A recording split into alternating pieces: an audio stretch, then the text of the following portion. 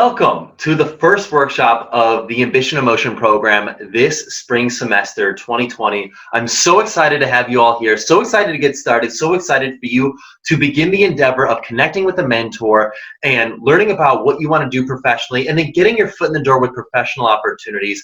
This workshop and this program in general is going to help you get to where you want to be as a young professional into your career. So the timeline of the program works like this. February 11th was the cutoff date to get started. So you're already in, you've taken the first step. That's amazing. That's fantastic. This is the first workshop. So it's February 16th, 17th, and 18th, 8 p.m. Eastern Standard Time, 5 p.m. Pacific. If you're anywhere in between, that's when it is. And essentially for these workshops, I'm expecting you to watch this either live at 8 p.m., right when it goes live, or within the next 24 hours, and then post your comments to the questions that I have for you during the workshop. I will state those questions during the workshop when I'm doing our interviews with our interviewees or guests for the evening. But more importantly, I want to know that you're engaged, that you're participating with this, because we've got a lot of great content for you. So our first workshop, that's tonight, the 16th, the 17th, and the 18th. And then our second workshops on March 1st, 2nd, and 3rd at 8 p.m. Eastern Standard Time. Our first call complete with your mentor is expected to happen by March 10th. So when you're meeting with your mentor, when you're looking at, okay, what date should I have my first meeting by? March 10th is the date that you should hopefully have had that first call set and done by. Now, when you get introduced to your mentor on Wednesday, the 19th, you should reach out immediately. You should start the conversation immediately. You should not delay. I don't care what's going on in your world. I don't care if you're waiting for a career fair to happen. I don't care if you're waiting for some job interview to happen or you're waiting to hear back from some company. Get started. These mentors are here to help you. The more you delay getting opportunities with your mentor. So get started. March 22nd, 23rd, and 24th will be when Workshop 3 will happen. That will also be at 8 p.m. Eastern Standard Time. And then March 28th is when you should have your second call completed by. April 12th, 13th, and 14th is when our final fourth workshop of the semester will be completed. Those are also at 8 p.m. Eastern Standard Time. And then you should have your third call with your mentor on April 20th. Now, you can have more calls with your mentor. Actually, it's highly encouraged. But for successful completion of this program, for the way that we define it, have 3 conversations, at least 3 conversations. And those are just the general guidelines for when we believe that you should have those conversations by. So in late April, we will send a post-program assessment, which will allow us to capture your feedback on the program, on the experience itself. And that's essentially it. That's the program for the semester. I'm really excited to begin working with you. I'm really excited to get started. So this workshop is going to be roughly an hour long. So please post your questions in the comments area, and we will work on answering them as soon as you post them.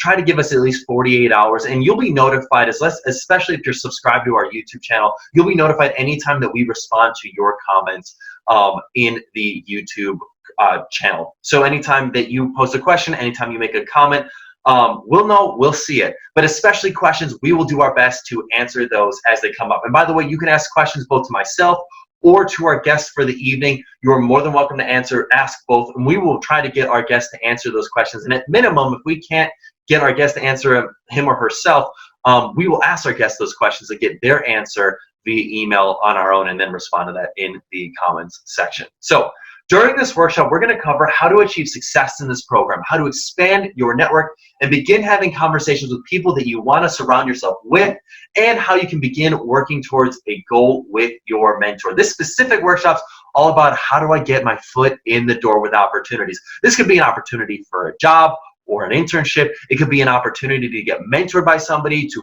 be an apprentice. It could be an opportunity just to learn from somebody else, to start setting up informational interviews and just building your network. Either way, this is about getting your foot in the door, because networking is not a transaction. It's not about, hey, I'm reaching out to you so that you can get me this. Like, don't get me wrong. Your end goal could be to ultimately land an internship, and that absolutely can happen, but that is not how it goes about. That's not how you go about doing it. You have to build a relationship. You have to build trust with somebody. You have to build a rapport with somebody. And you know what? It might come about. They might say, hey, my company's actually looking to hire somebody, or I know this person that you should connect with, and they make an introduction, and that leads to the next opportunity. You never know how this is going to work out, but the key is that you're not expecting it from the relationship. You're coming in grateful for whatever opportunity that can come about from this relationship with your mentor, and you make the most out of it. But I just want to say that our goal is about how do we get your foot in the door, how can we help you effectively make those relationships happen and get the ball rolling for you. So to get credit for attendance during this workshop, I'll be asking you 3 questions throughout the workshop for you to answer, and post your answers to these questions in the comment sections within 24 hours of this video going live. So if you're watching the Sunday night episode of this workshop, I'll expect you to have your comments made, your answers to the questions that we post by 8 p.m. on Monday. If you're watching the Monday night version, I'll expect your answers to be posted by 8 p.m. on Tuesday. And if you're watching the Tuesday version of this workshop, I'm expecting your answers to be posted by Wednesday at 8 p.m. After that, you will not get credit. Now, I'm not looking for a comment like, hey, my name is John Doe, I'm just checking in. That won't get you credit. I'm going to ask you specific questions during the workshop that I'm going to point out and say, hey, post your answer to this question below in the comment section. That's how I know that you will be watching, paying attention, and are engaged in the workshop. So I want to set proper expectations. This program will not guarantee you an internship. It will not guarantee you a job, getting promoted faster than your peers. Having that mindset will not lead to proper results. This is not a program that hands things on a silver platter. These are for students. This program is for students that want to take their career path and their career into the next level, to their college experience to the next level, because that's absolutely what this program can do for you. If you think like, hey, I'm going to sit back, do the bare bones minimum, not really like apply myself, you know, you're going to get the outcome that you put into it. But if you really apply yourself, you absolutely can get the outcomes that you want. I mean, I like to think about it as the law of attraction. If you come in expecting negativity, you will get negativity. If you're open to the positive, you will achieve positive outcomes. You will attract positivity to what you want to achieve. So I really want to encourage you to come in with an open mind and a positive outlook for what you can achieve, and the willingness to work hard towards getting there.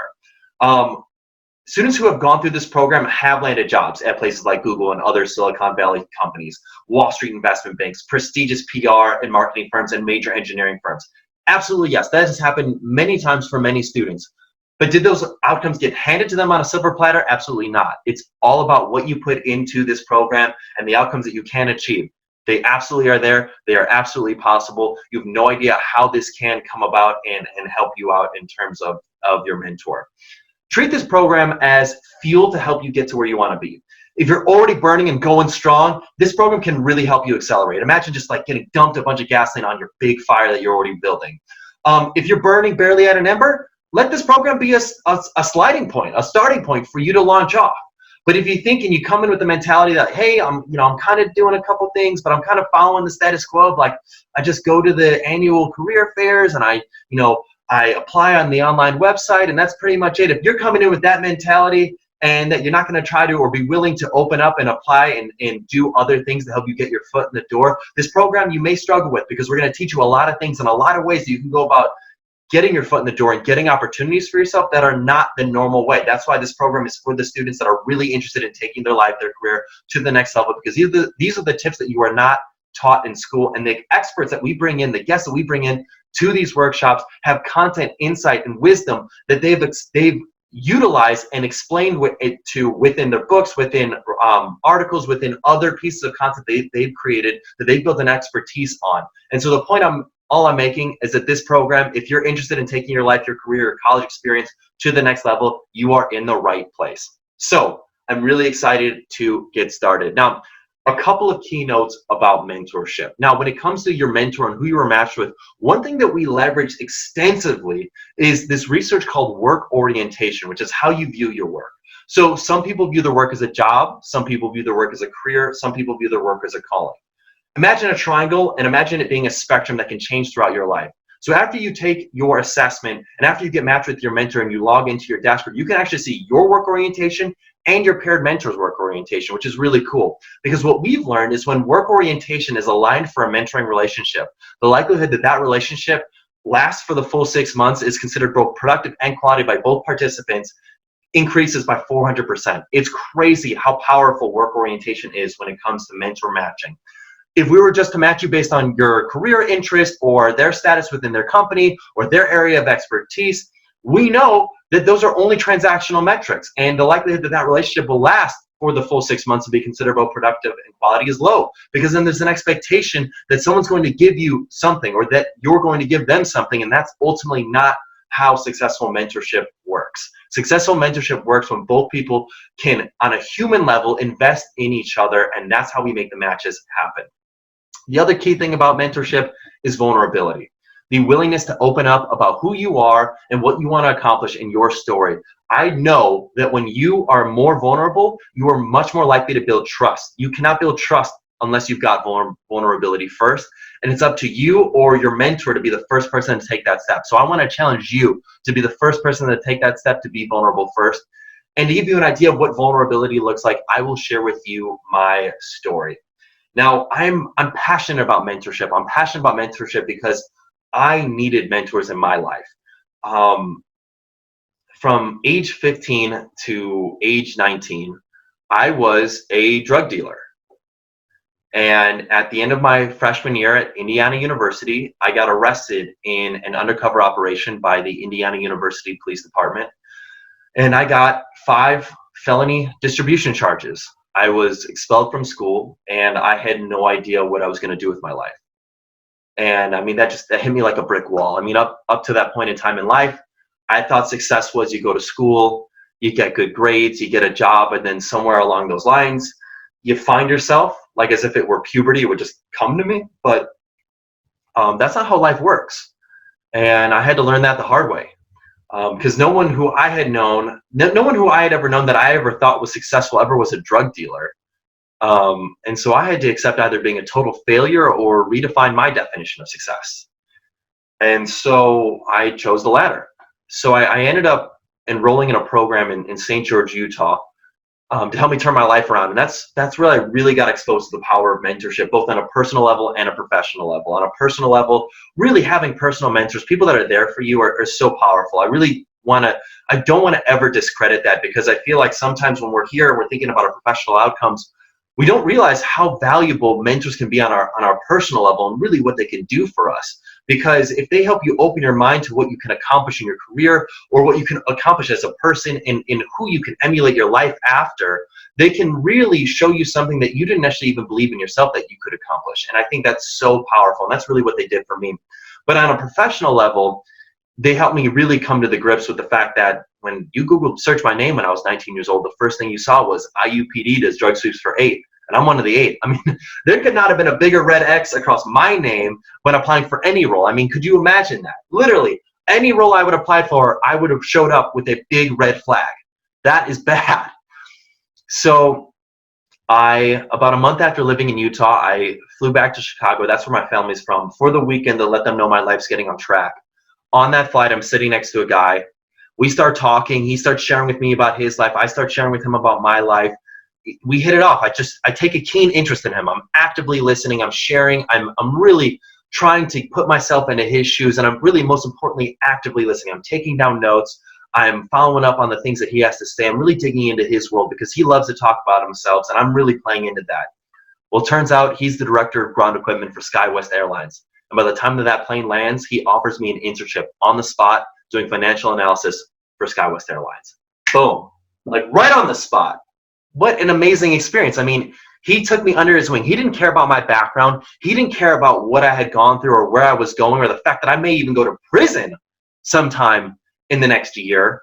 He took me under his wing and gave me a shot. And that was huge. And that's really where the whole idea for Ambition in Motion came from, was like the fact that opportunities could come out of the blue, that they didn't come from just applying on a website and people putting your resume in a background check system, and that, you know, maybe you get spit out with this opportunity. I learned that opportunities could come from just putting myself out there, being vulnerable, and taking a keen interest in somebody else and actively listening to them.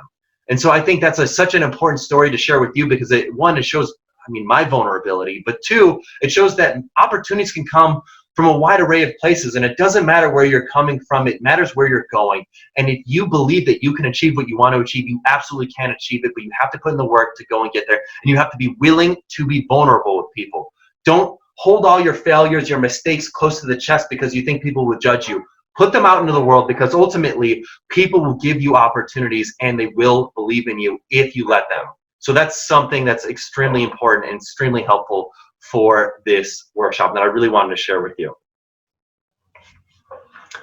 So now that I've shared my story with you, I am excited for you to embark on your mentor relationship, and I hope that me being vulnerable with you maybe it inspired you to be vulnerable with your mentor. Hopefully it gave you the confidence to be comfortable with your mentor. And at minimum, hopefully it just gave you the confidence to be comfortable with yourself and who you are and where you want to be and where you're going.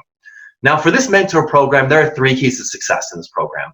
That is honing your strategy, your story, and your state. Now, I said those in reverse order of importance. And I'm going to elaborate a little bit about why each one of these are so important in terms of being successful in this program. In terms of your story, in terms of your state is your physical being, your physiology. Like, how are you physically right now? Are you like in a peak state? Are you ready to go? Are you jumped up, pumped up, ready to jam? Are you coming into this mentor meeting like, man, I'm about to take on the world and I'm ready to go. I'm excited. I'm amped up. Or are you hunched over? Are you in a bad body language, bad posture, in a bad mood?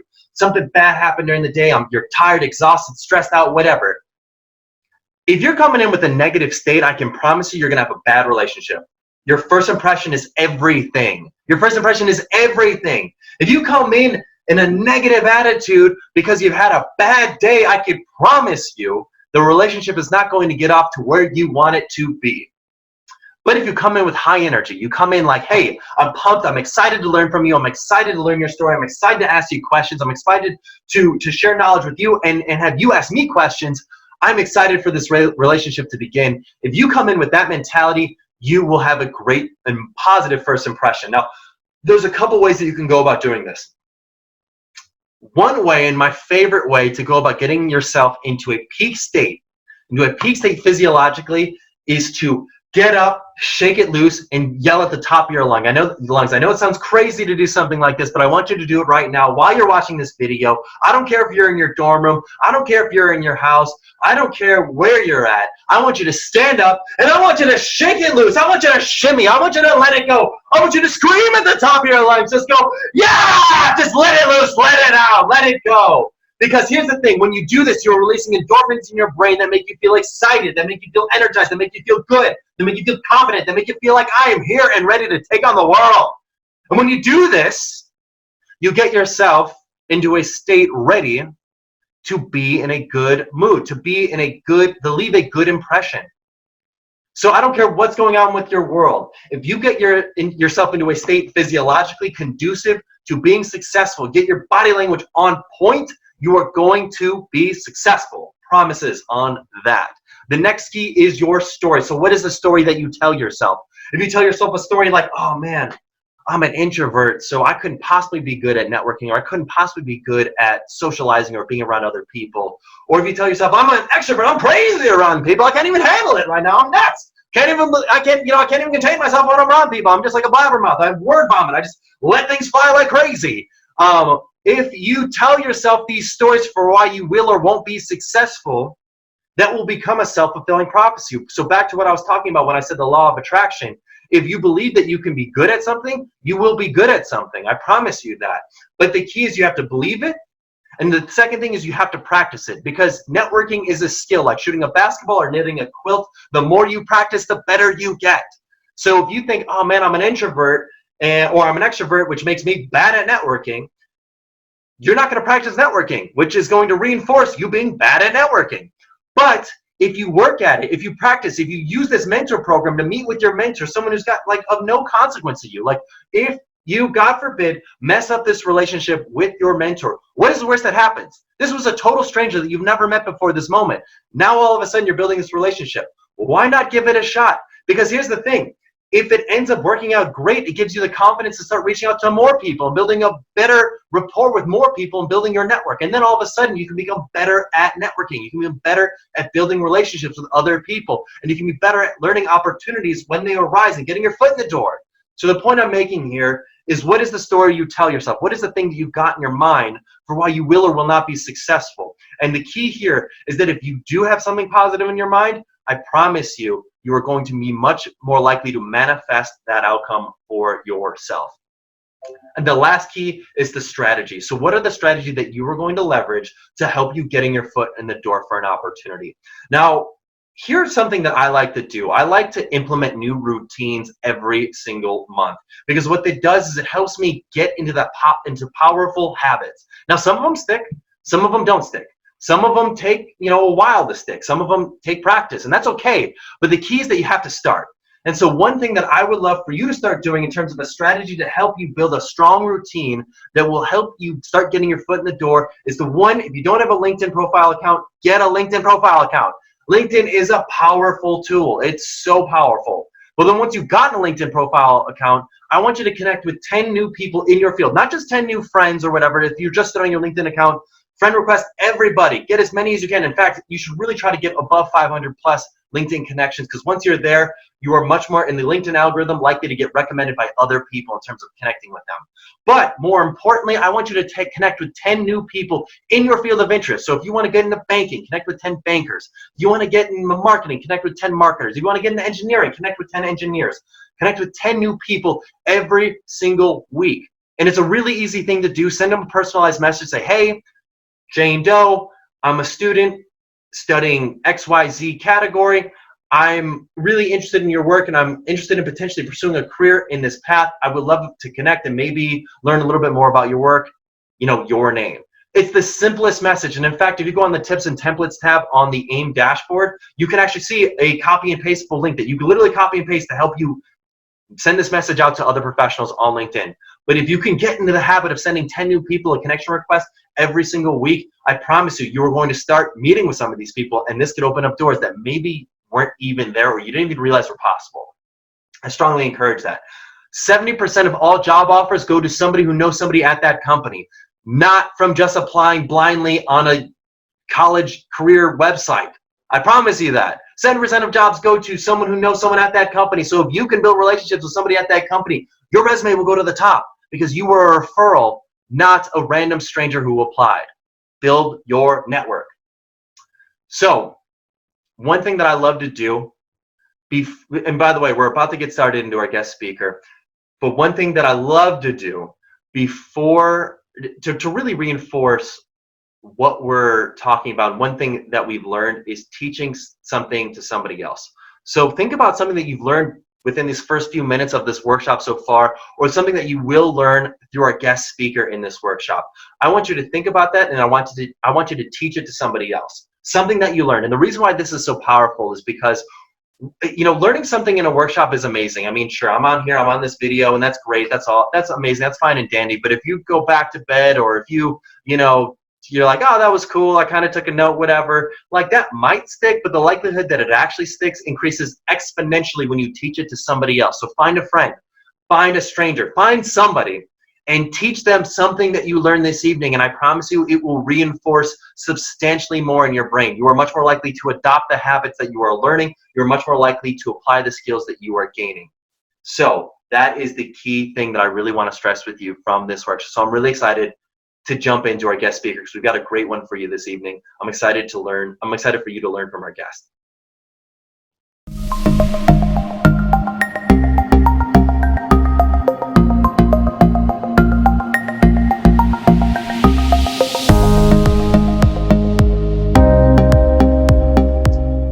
So to transition into this next part of our workshop, I'm so excited to bring on our guest for this evening's workshop. That is Bree DeForest. Bree is amazing. Bree and I actually connected at a conference called Global Minded, and she is doing some amazing work in career education and professional development. She started a company called HD Career Consulting and a podcast, and she's the podcast host of a podcast called Who Ate My Cake podcast.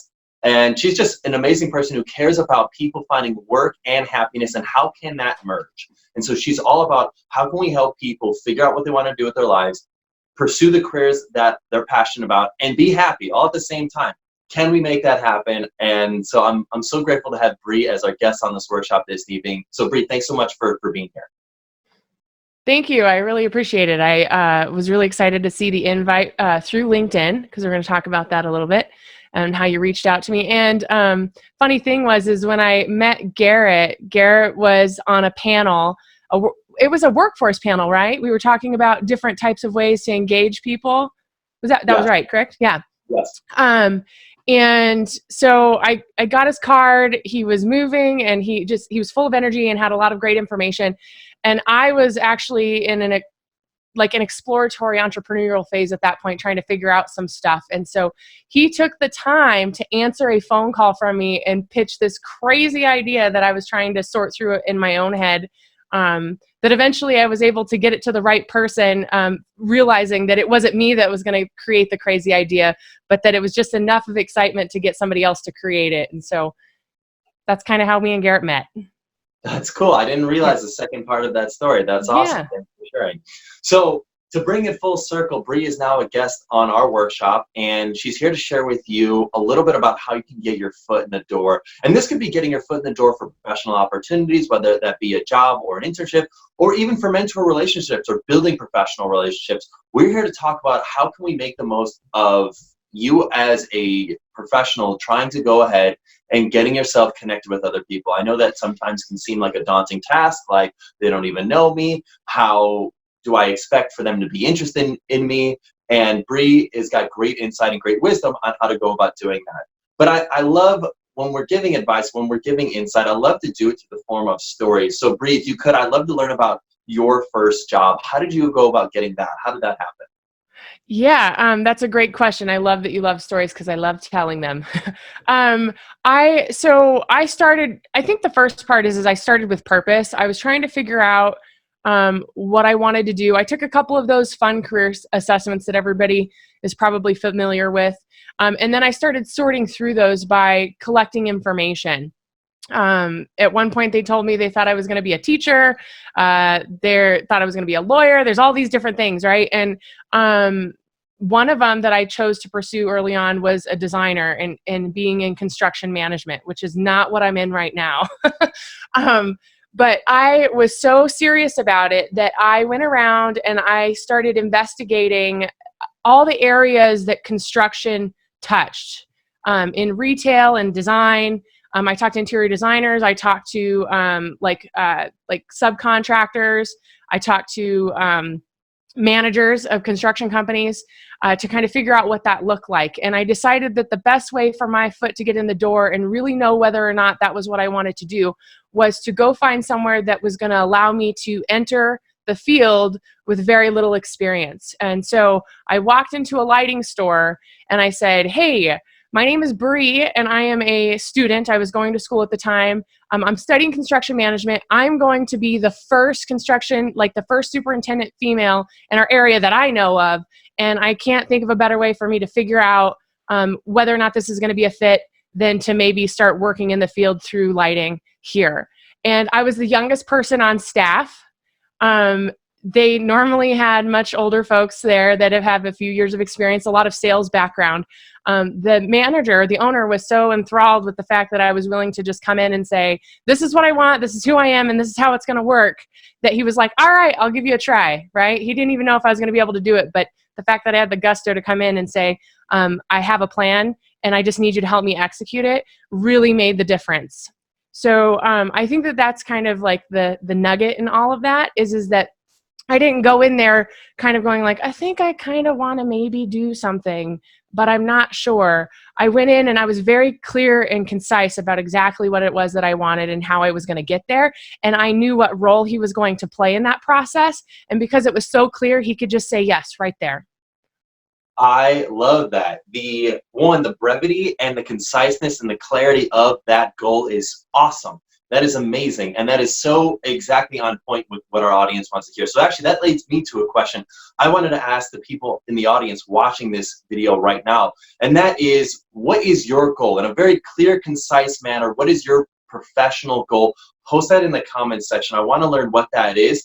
And I'd love to learn, as like an add-on to it, how you can go about a strategy that you might want to consider implementing to go about conveying that goal to another professional. It doesn't actually have to be a potential employer. It can be, but it could be just to another professional. How do you plan on going about conveying a professional goal, the goal that you laid out in this comment section, to another professional? I want to learn about it. Post in the comment section.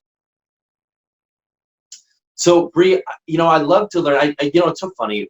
One of the things that, and I know this sounds very ironic to say, but sometimes one of the most relieving feelings in the world is when someone you feel like is just way ahead of you, like just killing the game, they're doing so much more, And then when you're talking with them, they're vulnerable with you and they tell you about a time that they've struggled. And it makes you feel like, okay, wow, they're struggling with something that I'm struggling with right now. Like they're human. That makes me feel really good. And so the reason why I bring that whole point up is I'd love to learn if you had any times that you struggled with getting your foot in the door for a professional opportunity. Because I think like sometimes we'll have people in the audience watching this and they'll be like, well, that's great for Bree, that's, I mean, awesome. But, I don't know if I have such a clear, concise goal. Like, what was some of the initial struggles that you had and how'd you go about overcoming them? Yeah, so there's moments in my life where I've been very clear about what it is that I've wanted. And part of that was because of my environment, my circumstances, my resources made it possible for me to have the time and space to be to do the work, to be concise about it. One of the reasons why I work with adults is because we have so many factors that impact how we make our decision. And oftentimes people come to me, they're in fight or flight moments where there's financial issues, maybe there's like workplace trauma attached to whatever they're doing. And so they're really struggling to kind of figure it out. And the thing is that the struggle for me I give you that really concise example, but I've also had very, very terrible pitches and very, very terrible ideas. Not that they were terrible ideas, but I just didn't do a really good job of packaging my message. And it was because I was actually still in the exploratory phase, and maybe even just before what they call the pre-contemplation stage, right? Like when we get into a place of trying to decide where we're going to go, the pre-contemplation stage, hopefully I've got this correct, is the place where you kind of start thinking about something's going to change, but you are still very far off from actually making action. And so you have to do a good job of evaluating, am I fantasizing about something? Is it something that sounds like it's a great idea, right? And is it just an idea that I need to put in my idea book and maybe joke about around the water cooler with my friends? Or is it something that I actually have tangible behaviors that I've demonstrated that have moved me to the next step? And so was a moment in my career where I was in a position where I was asked to do things and I was looking to be able to move up on the ladder. And I really struggled to communicate what my plan was on how I was going to make that happen. And so in this instance, I was already in the position. I wanted to be able to move up in that position, but I ended up not getting it because I could not be clear about how I was going to move forward. I had lots of really big, great ideas, but nothing that was executable. And because I didn't do the work to figure out like what my resources were and how I fit into the mix and what people were able to connect with me on to make it happen. And so I didn't get the position. I eventually ended up staying where I was at and doing a couple of other things, but I didn't get that promotion that I was looking for because I just couldn't clean up my communication. And I think that happens to a lot of us, especially when we're really excited or we have a big passion for something. There was something I seen on LinkedIn, which is really kind of hit home with me, which is if people spend the time talking about what they're doing, but don't actually do it, the leadership, when they get up into those higher levels, don't pay much mind because they're not looking for words, they're looking for results and action. And so if you're going to go and pitch something to somebody who can make a decision maker, you need to make sure that you take inventory, that you have evidence, right? That your ego isn't driving the bus, that the evidence is there to reinforce what the ask you're making, right? So that's kind of my story behind all of that. I love that. Can you say that one more time? Because I think that was gold. I think what you just said, having the evidence to reinforce what you're trying to do and accomplish, I think, like, say that one more time. I think for anybody who's watching this, they may have glossed over that whole notion, but I think that was gold. Yeah. Say that one more time. You bet. So evidence, and this is like the underpinning of everything I coach. You come to me and you say, I can do X. You pull this job description. You're like, I could do all of these things. I'm really good at these things. I'm like, all right, well, talk to me about how do you do those things?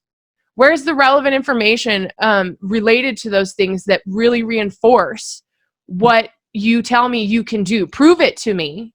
And if you can do that, then you have a great pitch. So evidence is key. I'm always trying to sort out, is ego driving the bus or is evidence and behavior driving the bus? I love that. And I think with ego, I think ego could potentially be confused. Like sometimes when people say, when you're saying ego, you're not just saying someone who's like an egomaniac, like I think I'm the greatest person in the world. I think ego even goes into the realm of expectations. And when you've got expectations for how a certain situation is going to go based on either your preconceived notions, your expectations from your colleagues or peers, you can start potentially being sad and depressed and not happy because you have some expectation of how you think life should be, but in reality it's not. And I've seen this both on personal and professional levels. I think like on a professional level, we see often, oh, well, I want to be making this much money by this point in time in my life, or I want to be at this level in my company by this point in time in my life, or I want to be getting this much prestige by this point in time in my life. And I feel like that is a huge crux because that is ego right there. And those expectations are in my experience, the clear-cut, most clear path towards being not happy. It's easy to be let down. I mean, I think the Tony Robbins saying is trade your expectations for appreciation. You'll be infinitely happier.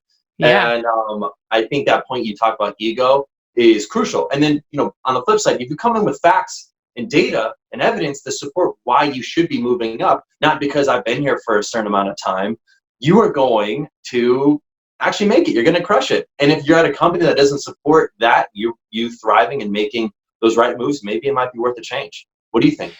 Yeah, for sure. It's really important that we take inventory of what our impact is. And oh man, best practice 101. If all you do is keep track of those, the customer love letters, I call them, right? When they send you like that email and they're like, you're so amazing and I love everything you did and you did this thing for me. I print those and I put them in a file because when I get ready to go in and say why I smashed my PDQ, there's a whole bunch of different names of them, but basically that document that your manager tracks you to see how well you're doing. I have a collection of stuff so that I can say, oh yeah, that one time when, here's some proof, right? And it also helps in those moments when you're getting critiqued for things that aren't necessarily like work related, because we have that happen, right? Sometimes there's a personality snafu or something and they want to critique you on it. And if you don't have any hard evidence of the fact of how you did your job, not only did you do it, but you did it well, you don't have something to reinforce and say, oh, I understand that. I hear what it is that you're saying. And look at all of this great work I've done, right? And so having the evidence is crucial. I mean, and when you're talking about like the ego and the expectation of I'm going to be here and I'm going to do this thing, alignment is a component in that, right? I've one of my very first clients, I just adore her. She came to me from a place of being self-taught, and she was self-taught into an executive level. Okay. And the challenge is that worked out for her in her environment that she was in because she had the resources, the connections, the community to work herself up into that position in a non-traditional way. And then she came to another place where she had no connection. She didn't know anybody. And there was a huge dissonance for her because what she experienced where she was at to where she is at, moving to a place where she knows nobody, she couldn't leverage her character equity to be able to get her back into the position as quickly as she had done in the past. And so your environment and your resources and your network play a huge role in that investment. And so, maybe you are self-taught, maybe you are gritty and you've worked your way up and you've been able to make things happen. Don't discredit the fact that part of the reason why that happened is because you have an established, supported network. And if you want to maintain that success, leaving somewhere else, it's really important that you take inventory of how are you going to reinstitute that infrastructure in another location to support that. Because you may run into an instance where you move to a place like Colorado where you're competing with PhDs and in executive level positions and you have no degree, right? Like you're going to need a friend to pull you up into a position in that regard if you haven't been documenting your impact throughout your career. Yeah, that's a really good point. You know, and I think this is really good advice once you've started to get a little bit of work experience. But if I'm a college student and I'm thinking to myself, how do I even get my initial first foot in the door? How can I make myself more interesting? How can I make myself stand out? I've seen a lot of mistakes sometimes happening with this, but I'd love to learn, in your perspective, your feedback, your insight on how a college student who has limited experience can go about making him or herself interesting, not necessarily for a job per se, but just setting up an informational interview or just meeting with another professional in general and starting to build a relationship. What advice do you have for them? Yeah, that's a good question. First of all, I want to say sometimes my advice to people who are getting ready to change industries or do something different is become a student. Okay. I believe being a student is probably one of the most valuable access tools you can have, because there's something about working professionals wanting to impart wisdom and share information with students. The caveat to that is you have to be the student. You can't go to them and be like, I know everything and this is what I want to do, and then this is the way it's going to work, so much as you're going to have to be like, if you're a new professional, new meaning you've never participated in that field before ever, and you have very little work experience, you're going to have to come in and be like, I want to be like you. How do I do that? What does that look like? And what advice do you have for me? And put a time frame on it. Time is really, really important to working professionals. So if you say, hey, do you have 5 to 10 minutes where I could just maybe pick your brain about how you got to where you got, right? It's probably going to last longer than that, but at least the 5 to 10 minutes catches their attention. They can answer a couple questions. And if they have time, they'll make more space for you in that moment. But if they don't, you get 5 to 10 minutes of solid information. Volunteering. I have an anecdotal story. 2 people. One person, she was in college. She's a non-traditional student, started a organization at school, okay, that serves non-traditional students. And so through service and volunteering, she developed a reputation for herself for being like a nonprofit public admin kind of like connoisseur. She never worked in it in her entire life.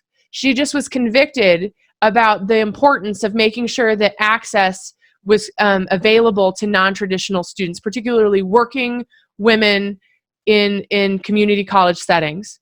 She started a student program.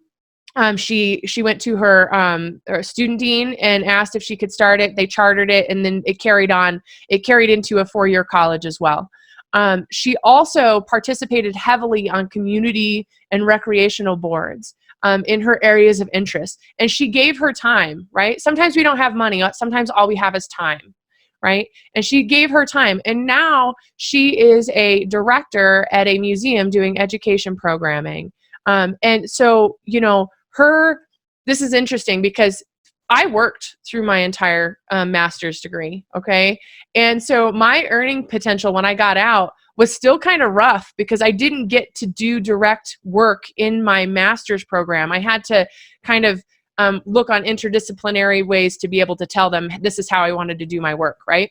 So I started off at $35K out of my master's program, guys. And it's because I chose to work. I didn't network, okay? I was really concerned about working, and I didn't put in the volunteer time and the volunteer effort because I was just busy worrying about work. And luckily, I had a friend give me a hand up and say, come over and work at this organization with me, and that happened. But the $35K, she left her master's program, this other person I was talking about, and she's starting at $45K, okay? She's also been tapped for doing an executive director role just in the last year where she's going to make $90K. Okay. So she took a little bit more time. She invested her time and her expertise. She developed her expertise. She just come in and say she knew what she was doing. She used her education, and she participates in conferences like all the time. And that investment has resulted in like a 3-fold compared to what I was able to get right out of my master's program. And so time, folks, time and service can really pay off. Another guy, a non-traditional route. One of my coaching clients, he started self-teaching coding on the back end. Okay. And he took some non-credit courses. There was some stuff that was going on and he couldn't do traditional education. And he self-taught, picked up some clients. He identified the organization that had the biggest impact for his area of interest. And he started volunteering and doing presentations for them over a year ago. Well, it's about a year and a half ago. And then he reached out when we were working together to do an internship with them for free. He was like, you don't have to pay me. I just want to be there in your presence because I think you're that awesome and I want to learn from you. They gave him an internship. He starts Monday. They're paying him $20 an hour, 30 hours a week. The guy's never earned $20 an hour in his entire life. And for the first time in his career, he's making $20 an hour. He's interning at the organization that sets standard for his industry. And now he's going to be working for them. And they're happy to receive him. So he gave time, right? I spent my time in education by paying for my degree and working through it. They spent their time in education by volunteering as well as getting scholarships. And they have, different kinds of results, right? Yeah, I love that. And I love all those stories. So I think there's a couple points that I want to make on that. First off, I want to ask the audience a question. Have you ever volunteered or do you ever volunteer? I'd love to learn about those stories and how that works and, what you've done to get your foot in the door and potentially not just the, stereotypical go to a career fair or a conference way. But I think the other point that I want to make is that for some people, not working during their education is not an option. They have to. But I also think that there's sometimes that you can turn it on to a different level. By that, I just mean that you can find opportunities to go about getting your foot in the door. And so maybe you have to work during your education, whether it be your undergrad or your master's degree, or your PhD or any type of education you're pursuing. And that's totally fine. You can do that. But are there alternative or additional ways that you could go about networking, like on LinkedIn or in other venues that you can go about getting your foot in the door for professional opportunities in the limited free time you have, whether that be on the weekend or evenings or whenever, is free for you? What are your thoughts on that, Bree? Do you have any suggestions? Yeah, I think you bring up a really good point. Not everybody has access to the same kinds of resources, and so they can't always afford to not have, to not be working. That was my scenario. And so to be able to work around that, I focused on things that had, and this is true, the research that I've done with adults, like we're looking for time maximizers, right? So if I wanted to learn how to do social media, okay, I have not been good at it. Content is like the bane of my existence. I struggle with it. I'm working on it every day. And so I was like, the only way that I'm going to figure it out is if I do it. And I don't want to do it by myself. And so I volunteered for a local organization and I do their social media. Okay. They have enough space and grace. They weren't hardly doing anything anyway. And they are letting me learn and it's great. Right. And so finding those opportunities that are mutually beneficial where you can give your time in exchange for you to learn something or to be exposed or connected with other people is a huge asset. While I was working, I volunteered on committees. Within the organization. I was really interested in community and civic engagement and how that integrated with college experiences.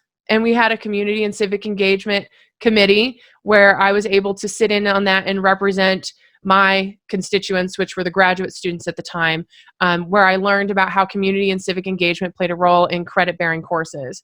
And that allowed me to share information with them. That's also a huge asset when I was applying for higher education positions in talking about student affairs. So I did that on purpose because that's what's trending in my industry at the time. And I needed that information and I needed to do it in the scope of my 8 to 5. And so that's how I solved that problem. That's cool. That's awesome. And that makes a ton of sense. And I appreciate you elaborating on that. So one other thing that you mentioned before that I love that you mentioned is the fact that if you are a student of anything, and by the way, student does not necessarily mean that you're currently a college student. It can mean that you're currently a college student. But I think that if you're even a professional and you whittle down onto the granular level and are willing to be vulnerable and willing to admit that, hey, I don't know everything about this specific topic. I'm a student of this topic. Can you help me? That vulnerability brings out other people wanting to give back to you. I mean, I know with Ambition and Motion, we have over 1,000 mentors. We got mentors from all across the world who want to give their time to help people as they learn new skills about their professional paths and their careers and what they want to accomplish. And it's so amazing to have that many people, because it just shows that people want to give back and to help other people. And so by saying, hey, I'm a student of this area, whether that be you're currently a college student or you're currently a student in school, or I'm a student of learning this area, I would love some help and guidance with that. I think the key thing here, though, is being interested. I think how you can be interesting is by being interested. And by that, I just mean that you are willing to ask questions to the other people, because people inherently love to talk about themselves. They love to share their stories. They love to share their wisdom. And if you, sometimes I've heard from some students and some people that, they think to themselves like, oh, well, I need to go ahead and talk all about myself, because how are they supposed to be interested in me if they don't know anything about me? The point is, I guess I'm trying to say, is that more or less people will only start to care about you once they know that you care about them first. So who's willing to take that first step? If you're the one that wants to make the positive impact and be interesting to somebody else, if you are the person that's willing to just show interest in them and what they're doing, they're going to take a greater and a more keener interest in who you are as well. What do you think, Bri? Yeah, I mean, people really have a hard time receiving you if you walk in and you're like, hi, I'm Bri, and then I do all these things, and this is what I'm going to do, and this is what it's going to look like, and I'm so excited, and go. And it's like, I don't even, I'm shocked. I don't even know what to say. I have no words, right? So doing some research on who you're talking to understand like the connecting points is really valuable. I think part of that also has to do with the concept of win-win-win, right? When we reach out to somebody, it's not a take relationship, it's a reciprocal relationship. It's give and take. And so the experience has to be enriching for both of us for it to have value, right? And so when you're the one coming to somebody with a need, you first have to understand what it is that they need, because you have to make sure that those needs connect. And if those needs connect, then you have a great opportunity. And that really should be the sorting hat. It's really difficult to help somebody if there's no common ground and no understanding about what that looks like. And that doesn't mean that I have to know you in detail as a person. The idea that you're interested in me or what I have to offer should be connected to what you're trying to do. And if you aren't interested in me, then I automatically assume that whatever I have to give you is not going to be relevant, because you haven't even tried to investigate whether or not it makes sense for us to even be working together, right? Totally. But if I'm a young, inexperienced person, I might think about myself that I don't have much to offer in terms of the other person. And that can be a really tough kind of place to be. You might think to yourself, well, I'm young in my career, or I'm, early into this space. Maybe I'm like in my 40s or something, but I'm wanting to learn about this topic that I've never learned about before. I might think to myself, what do I have to offer into this relationship? In my experience, I feel like just being willing to listen and ask questions and just take a keen interest and be prepared, I think is kind of what you're getting at, is critical. What do you think? Yeah, I think what you're getting to is the student component again. So sometimes being a student is what you have to offer, right? But you genuinely have to believe that you're in the student role, right? Like you have to be like, yeah, I'm not sure what I'm doing and I need help. And I've been watching you, and you seem like you might have some advice, and I need some direction, and I'm hoping maybe you can help me with that. Even if that means directing me to somebody else who can help me better, right? Because sometimes they can't always help us. But if you could be a resource to direct me to somebody, right? And so you not having all of this experience or and I would argue we all have tons of experience in different ways, right? Our personal experience is highly transferable in the workplace. It's how we talk about it and the way we use it is what makes the difference. And so we have plenty of stuff to give. When you were talking earlier about kind of like the situation, it reminds me of the situational leadership model. Are you familiar with that model? I'm not. Share with me more. Yeah. So situational leadership has like 4 quadrants, okay? And it operates on the premise that we all have intelligences, but it's in different areas. We're situationally smart depending on what the situation is, right? And so you could be an expert in student affairs, for example, because you've spent X amount of years studying it, you have a degree in it, whatever. But you can be a student in being a lawyer, right? Because I've never been a lawyer before. And recognizing your situational knowledge and how you use that to access people's information is really important. Your awareness around your situational knowledge. And situational leadership was designed for leaders to be able to help coach and mentor subordinates, basically, to be able to identify, is it competence that's the issue? With low confidence, confidence with competence, the two play together. So I'm super excited. I'm super confident about what it is that I'm doing, but I am not competent, not smart, or have any knowledge in it at all, right? Versus I'm highly competent, but I might be not confident. I know it's those two words play so well together, don't they?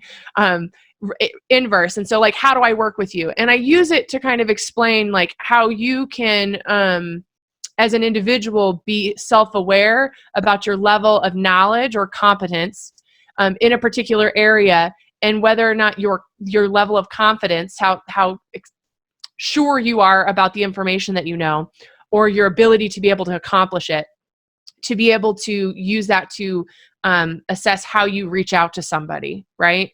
So maybe you have a lot of knowledge, but you're extremely, you lack a lot of confidence in being able to talk about it, right? So then you might be looking for somebody who knows, that has similar experience or background as you, that you go, how did you overcome your confidence issue with sharing your knowledge, right? Maybe you're extremely confident and you don't have knowledge. So I can be a lawyer. I'm going to be great as a lawyer, but I just don't know how to get there. Can you help me? Right?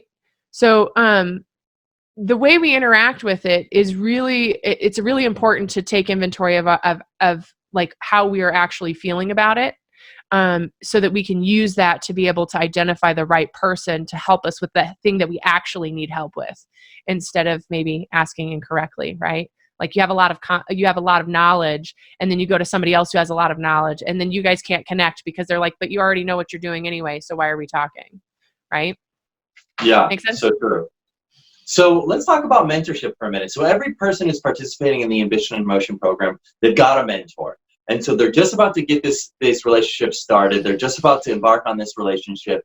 And really, I think part of getting your foot in the door is about that first impression in that mentoring relationship. And I think we've touched on a couple key points here. But what are some things that a person who's participating in this program can do to go about really making a strong first impression on their mentor when they first meet? Yes. I know it's boring to say over and over again, but preparedness. If preparedness is not your friend, then there's a life skill for you to be working on, because when you get more prepared and more organized over the long run, it's going to pay off in dividends in your career. And so doing something as simple as sending out an email in advance of the meeting to be like, hey, I'm so excited to meet you. I was looking at your profile. There's this, this, and this. I was wondering, maybe could we talk about this tomorrow? Is there anything else you would like to add? Right? That's an email template. You can steal it. And so you're including them in the conversation, but you're also directing kind of what it is that you need, because then you're coming in with like, I know what I need. Let me tell you what it is that I need. And then, we'll connect on where you can help me. And then what else can you add that you might think I need to know that I don't know, that you are seeing that I'm not seeing. And so reaching out to them in advance, being prepared. You never want to go to a mentor meeting going, I don't know what I want to talk about, right? Even if your answer is, I'm really struggling to know what I need to ask. Like, that is a thing, but like, be explicit about it. The hardest person to coach is the one who is ambivalent. And and I can tell you, being a coach, trying to coach somebody who's ambivalent, I have a line. If you are what I'm going to say, ambivalence is like, you're not sure, that kind of stuff. Okay, there's some of that. But like, if I can't get you to like if I can't find any sort of excitement in whatever it is, right? I'm going to maybe meet with you a couple of times, ask you a bunch of questions, turn it over. And if I can't find a thing to motivate you to transition over, I'm going to be like, you're not ready yet. you need to do some work. Let's send you back. I want you to go look for X, Y, and Z because I can't make you excited. I need you to help yourself find something that's exciting so we could like work through it to a decision, right? And so if you are like seriously unsure about what to ask or what to do, a good starting point is to be like, I have no idea. I've never done this before and I'm not sure what to ask. Where do you think we should start, right? Give them the opportunity to take the lead. If you are so confused and that doesn't even work for you, we need to hop online and do some research first so that you can get inspired to ask some questions. That's kind of my advice. I love that advice. I think that's fantastic advice. I think you really laid out some really great tips here. I think there's a couple things that I want to even add on to it because I thought what you said was very poignant. One was when it comes to participating in a mentor relationship with anybody, the first thing you have to ask yourself is, what am I looking for? And I really want to be very intentional about when I say, what am I looking for? Because it's not a transaction. I'm not looking for a job. I'm not looking for an internship. That is an outcome that ideally would be great to happen and ultimately would be amazing if it did happen. But if your only reason for participating in this mentor relationship is to land that job or internship, you are dooming yourself for failure because you are only participating in this for the transaction of getting an outcome. And if that's your only motivation for that relationship, the relationship is going to die at the moment you get that outcome, or the moment you feel like it's been enough time and you haven't gotten that outcome that you just don't care anymore. And that is not a human-centered relationship. And so I guess where I'm trying to go with this is that when it comes to identifying what you want to accomplish, be specific. If you can be more specific, like, if you could say, hey, I am, let's say if you're a young professional and you're looking to gain more experience in marketing, you might say, hey, I have started taking some courses in college and I'm trying to find out where maybe a good first step could be for me to land more experience or gain more experience into developing my marketing skills. And what the unique part about asking a question like that, more open-ended than saying, hey, I'm looking for an internship, is that it gives you the opportunity and your mentor the opportunity to provide some advice that maybe you had not considered. So kind of like Bri, what you were saying before, maybe a volunteer experience, like what you were doing with running the social media for a local nonprofit. Like if I'm a young person trying to gain marketing experience, your mentor might say, hey, you know what, have you considered volunteering at a local nonprofit that doesn't do anything in terms of their marketing and social media and just doing that for free and just building that up and building something on your repertoire, and that might give you some knowledge as to what marketing's actually like and then what you're trying to work towards in your career. And that I feel like is where you can have a lot of gold in that relationship. And then I think even if you really have no idea what you want to come in with, I think being vulnerable enough to say, just like your advice was of saying, hey, this is where I'm at in my life. But if you're a student, you might say, hey, I'm a sophomore, I'm studying this.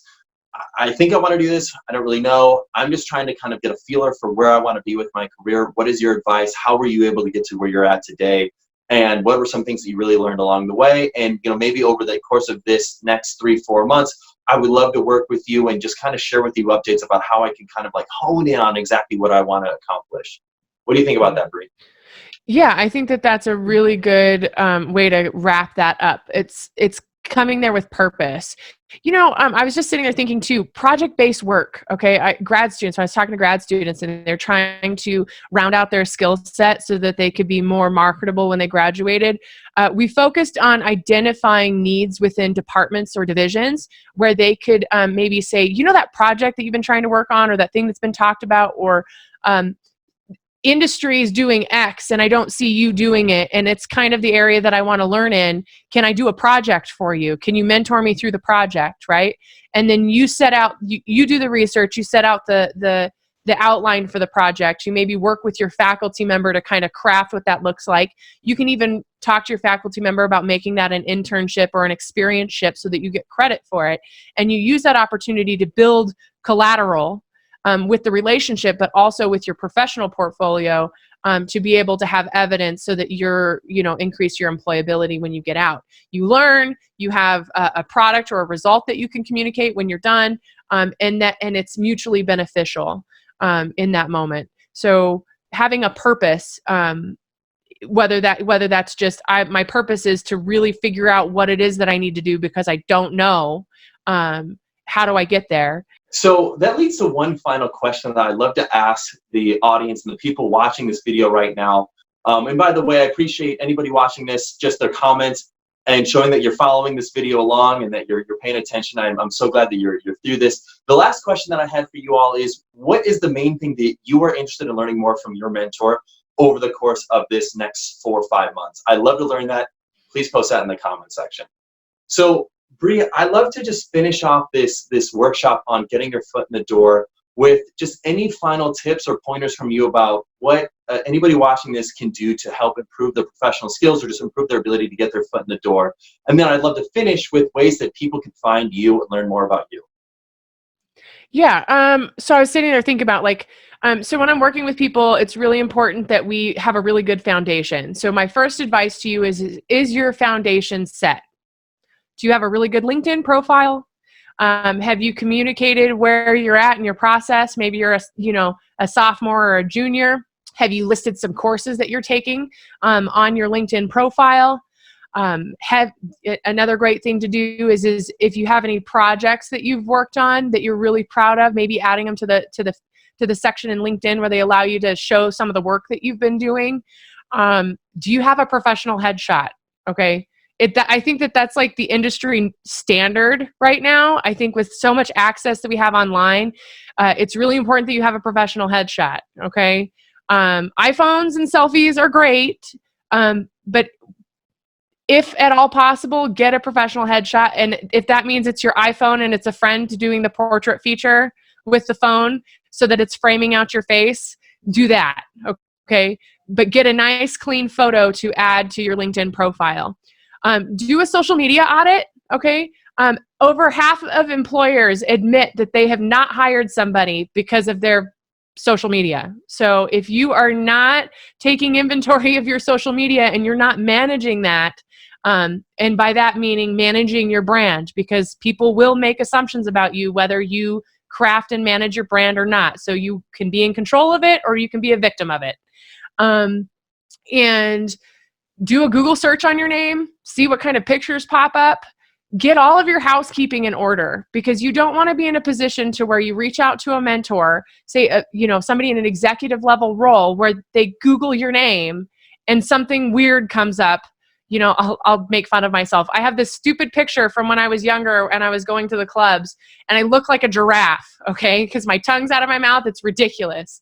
And when I started getting serious about my brand, I got a hold of my friends and I was like, you're taking that stuff down. That is not going to be up. Everybody recognizes that you're young and silly, but that I didn't want it up. I didn't want to have to explain it away or make any excuses for it. So it had to go away. So I combed through all of my images. I worked through my Facebook and I started retracting who had access to my information, because if I wanted to be taken seriously, I had to take myself seriously, and care about what it looked like online, because I wanted to be in control of what that looked like. So good housekeeping at the very front of everything can really pave the way for great results later. I think that's really my biggest first tip. The second part would be, write down 2 or 3 questions that you are going to ask that person. And to build those questions, do some research on them, understand what they do, know what their role is, and ask questions that are relevant to them, that will help get you more information. So I think that's probably a pretty good first start, don't you think? I think that's an amazing first start. Those are some great tips, Bri. So how can people find you? How can people watching this video find you, learn more about you, connect with you? How can they go about doing that? Yeah, so my company is HD Career Consulting. My website is myhdcareer.com. You can always find and follow me on LinkedIn, connect with me. One thing we didn't talk about on LinkedIn about how to follow, I would curious what you think about this. I get a lot of connection requests, and I think that that's great, but I feel like that feels like Facebook. And I don't understand why people are connecting with me and what that looks like. I would almost prefer that people follow me first, right? Get to know me first. I prefer to follow people first as well, unless I've had like a direct connection with them, and then I connect with them. And then when I connect with them, I'm engaging with them. I don't just connect with them, but I'm like commenting on their posts and I'm like actually interested in what they're sharing. liking them, whatever the case is, monitoring what's going on. Because like we can have hundreds of connections, but it doesn't have any yield if we aren't actually connecting with people, like for real, right? I actually disagree with that. Okay. I think I'm a big believer in connecting on LinkedIn. I do understand the concept that how one could think like, oh wow, you got a million connections, but you don't actually know like everybody who's in your connection base. True. But I think the other component to it is you don't actually know where people are going or what they're doing.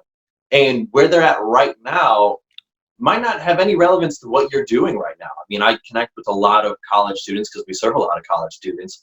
And, maybe there'll be a person in the Ambition and Motion workshop, maybe not. But maybe one day they end up working in a career doing something that's really fascinating, really cool. And I'm doing a LinkedIn audit of all my connections. And I'm like, whoa, this person's doing something really cool. I love to learn about that.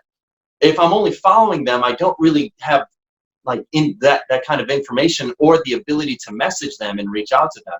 And so being connected with them helps. And I mean, you can have up to 20,000 connections on LinkedIn. And so I don't know, my belief is that you should be as connected with as many people as you can be, because you never know. And on top of that, if you're posting content, you're putting content out on LinkedIn, that gives you a greater array of audience. Because anytime that you're connected with anybody, you're following them and they're following you. I love it. I think more importantly, like you have a rationale and a way to follow up on it. And I think that that's the piece that sometimes is missed, is not knowing what to do with all that stuff when you have it. So that's perfect. I love it. So people can find me on my website, and on LinkedIn. And I think we caught that on the last one, right? Yep, that's perfect. Okay, perfect. So honestly, we'll probably keep this. I think this was great. So everybody, thank you so much for being here. Bree, thank you so much for being here. I thought this was an amazing workshop. I'm excited to see what the students were able to take away from this workshop in the comments section. If you have any questions, by the way, anybody who's watching this right now, anybody in the audience, if you got any questions, please post it in the comment section. We will do our best to answer all questions in the comment sections and get them to you and respond in the YouTube comment dialogue section. But I'm so grateful that we could have you here, Bree, and I'm so excited for the next steps of this program for all of the students and professionals and audience members that are participating in the Ambition and Motion and what they're about to embark on with their mentor relationships. Thank you so much, Garrett. You're smashing it. So I look forward to seeing you continue to rock and roll. So thank you so much for the invitation. And I look forward to chatting with people in the comments. Yeah, that's awesome. I appreciate it, Bree. All right, everybody, have a good rest of your evening. Have a good day.